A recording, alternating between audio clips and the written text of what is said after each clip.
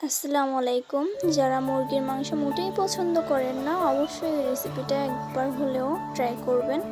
আশা করি সবাই খেতে পছন্দ করবে খুবই। তো প্রথমে মুরগি কেটে নিতে হবে। আমি এখানে পোলট্রির মাংস দিয়ে আজ রান্না করে দেখাবো। একই সিস্টেমে যে কোনো মুরগি আপনারা রান্না করে নেবেন। তো এখানে 2টা পোলট্রি ছুলে কুটে নিচ্ছিল।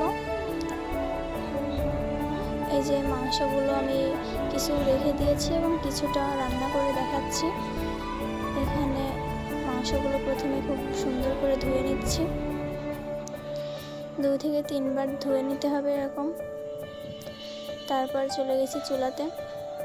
তো এখানে প্রথমে তেল দিয়ে, পরিমাণ মতো তেল দিয়ে তারপর মাংসগুলো দিতে হবে।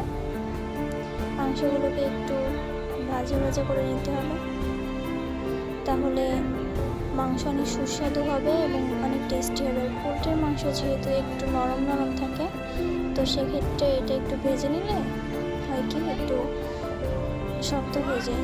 তো এই পর্যায়ে একটু বেশি বেশি নাড়াতে হবে, নয়তো নিচে লেগে যাবে। তো এইভাবে নাড়িয়ে নিলেই হবে। 10 থেকে 15 মিনিট ভাজার পর এরকম লুক ক্রিয়েট হবে। তো এই পর্যায়ে চুলা থেকে এটা নামিয়ে নেব।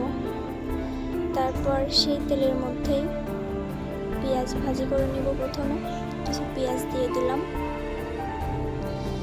এখানে পেঁয়াজগুলো সুন্দর করে একটু লাল লাল করে নেব।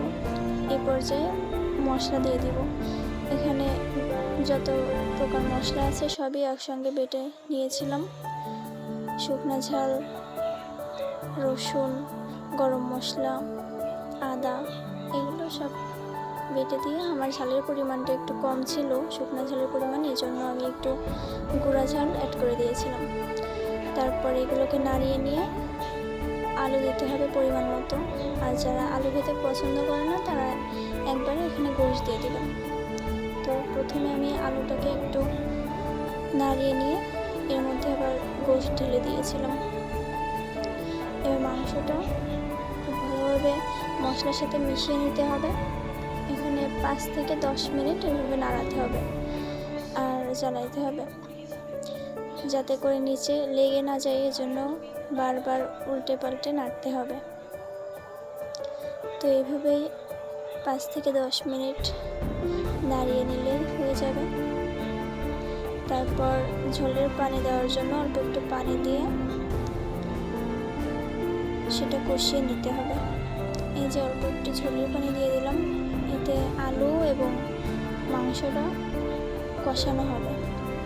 এই পানিটা শুকিয়ে গেলে তারপর ঝোলের পানি দিয়ে নামিয়ে নিলেই হয়ে যাবে।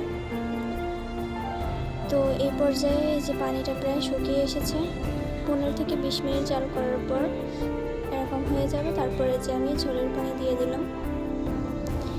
এবার ঝোলের পানি দেওয়ার পর যতটুকু আপনারা ঝোল রাখতে চান ততটুকু পর্যন্ত শুকিয়ে নিলেই হবে। Thank you. তারপর নামানোর সময় দেখুন, এটা হচ্ছে আমার রান্নার ফাইনাল লুক। তো দেখতে অনেকটা সুস্বাদু লাগছে। ভালো লাগলে অবশ্যই ফলো এবং সাবস্ক্রাইব করে পাশে থাকবেন। ধন্যবাদ।